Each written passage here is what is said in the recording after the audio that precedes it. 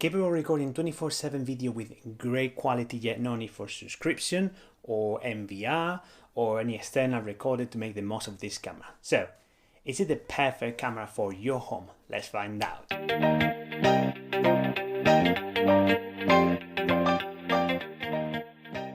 The 510WA is part of Reolink's Wi-Fi lineup, meaning that it can wirelessly connect from the camera to the router, though you do need to drive some power to the camera with the power adapter. The way I did it is I put a conduit and I run the cable all the way up to the loft when there is a socket, and I plug the socket in there. But you could do it any other way. You can drill directly into the wall and just drive the cable to the nearest socket that you have. Reolink has been adding human and vehicle detection to the lineup of cameras since beginning of 2020, and I think this is a critical feature if you are looking to have the camera with the motion notifications on, because I had other cameras that didn't have this feature from Reolink, and what happens, you will be bombarded with false notifications in your phone. You will be fed up and basically disabling the feature, meaning you will never be able to see what's happening with the camera anymore. So this feature really tells between cars and humans, and therefore you only receive the notifications that you care about. So I think very important feature. So in order to find out if this camera is right for you, let's start with some pros and cons, and let's start with the pros first. The first pro is the flexibility that Reolink gives you and the options that Reolink gives you to record the video. So you can either do motion events or 24/7 recording, and you can do these two into either the SD card, do it into an FTP server, do it into an NVR recorder that you might buy, or you can do it directly into your PC, though be careful because your PC will have to be on all the time to do that. But yeah, great amount of flexibility that you can get from Reolink in this regard. The video quality of this camera is very, very good, especially compared with the typical battery powered cameras. But I have more detail on a specific section later on in this video where I talk about the quality of this camera. And as I mentioned in the beginning of this video, this camera has human and vehicle detection, which is brilliant for those that are willing to and want to set up the camera so they receive the motion notifications in their phone. And with that, all those were the pros. Now let's move into the cons. So the first con is lack of a smart home integration for those enthusiasts that really like connecting everything in their smart home. So there is something you can connect it to either the Amazon Assistant, I'm not going to say the name, or Google Home. But the only thing you can do is really watch the feed live. You cannot automate or do anything beyond that. The only thing I found out is through Home Assistant, you can, there's a workaround to connect it there, but depending on your knowledge, you might find that a little bit too technical to kind of carry out. So the next con is the user experience through the app. I think while things are more or less well organized, there is some awkwardness in certain areas of the app, some choices that are questionable perhaps. But the main thing is that if you are looking to set the camera for 27 recording, do look at the section where I'll talk about that later on, because there might be a deal breaker for you there. Another thing to be wary of is the narrow field of view. If you are used to your smartphone or other cameras, you might find this quite narrow. So I'm here comparing with an iPhone 12, and you can see it's quite a lot narrower than that. So what happens is when it's narrow, you will see more detail but less area of what you want to monitor, meaning that perhaps you may need two cameras instead of one to cover the same area. So yeah, something to be careful. Another thing to know about this camera is that it doesn't have a speaker, and what that means is two things. So it doesn't have a siren, and the other one is doesn't have a two-way talk. So it has a mic, so you can hear what is happening to the other side of the camera, but you cannot talk back. And finally, the last con is that it doesn't have any light, spotlight or flat light. I think this is a bit of a bummer, because having a light means that you can tell the person that is being recorded, you are being recorded, and it's kind of a deterrent for an intruder. The video quality of this camera is overall very good, and is probably one of the main reasons why you might want to go for this camera. During the day, there is plenty of detail, and you can easily make up facial features and car plates from about 8 meters and even further than that.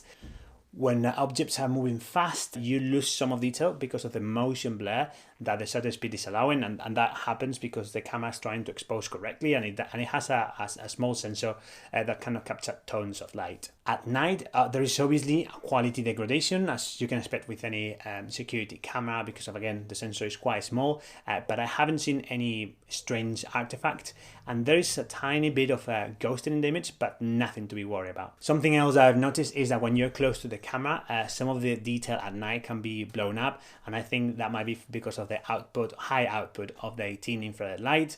I have tried to look into the app to see if there's something that you can adjust there, and there isn't, so certainly something that Reolink can improve in a future update for the app. Another key area to understand whether this camera is overall a good package for you and your needs is evaluating the app. And I think the app is overall quite good, but there are some, Reolink has made some awkward choices in terms of the user interface.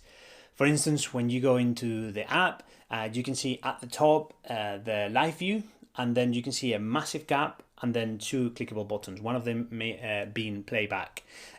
So I think they should have taken advantage of all that space and put directly the playback there with the time lapse. So you just kind of remove one more click for the user. So I think overall it's not a major thing, although it just adds a few clicks here and there because of the choices that they've made for the app. Something though that might be a deal breaker if you're looking into setting this camera for 24/7 recording is what I'm about to explain to you.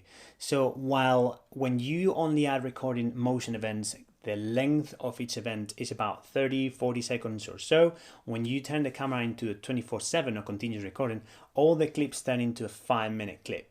And then when you go to the app, you can see when each of the clips contain either a human, vehicle, or any other type of motion event. But then you click on that in that clip, and because it's 5 minutes length, you need to watch all the way through, or maybe up to 5 minutes, to really understand where that is happening. And you need to do that for every single motion event or notification that you get in your phone. So I think something that really may hinder the experience for you, and that can be a deal breaker. Regarding notification speed, this is a bit of a tricky one because it's quite random. It can be either quite quick, about a second, or it can be up to 20 seconds. And just to give you some context, I have a mesh system at home, and I have router in every room with Wi-Fi 6. So it is usually quite reliable, my Wi-Fi, my internet. But for some reasons, this camera sometimes takes 20 seconds, sometimes take 1 second. The only trend I've seen is that that tends to happen more often when you are not connected to the Wi-Fi than when you are. But in any case, even when you are not connected to Wi-Fi, sometimes it's quick and it takes 1-2 seconds, and sometimes it takes 20. So just a bit random. I haven't seen many tech reviews that talks about customer support, and I think it's very, very important, because if you are investing into an ecosystem, let's say you want to buy 5 Reolink cameras to cover your entire house, like any other technology, at some point you will have a technical issue and you will have to contact them. So not having a good customer support can be something critical, I believe. When it comes to Reolink, my experience is quite decent. They don't have a phone number dedicated to the UK, but I have communicated with them over email, a couple of issues I had, and they've responded within 24 hours. So no complaint there. I think you can be quite confident they will be able to help you with whatever you problem you have. Reolink traditionally has been focused on high resolution cameras that needed to be wired through Ethernet to an NVR unit with very few smart features. I like where Reolink is headed now, adding more and more smart features, letting the user decide what they want to record and how they want to record it. I think all of that with our subscription, with a good video quality and a price point that it could be very interesting for many people. So this is the take.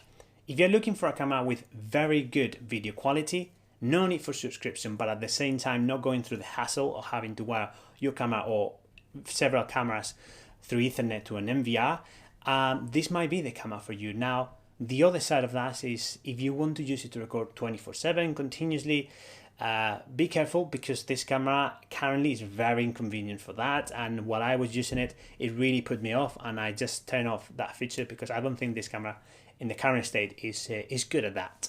Finally, thank you very much for watching, for making all the way through until now. This is my first video, and I will be making many more like this one, so consider subscribing.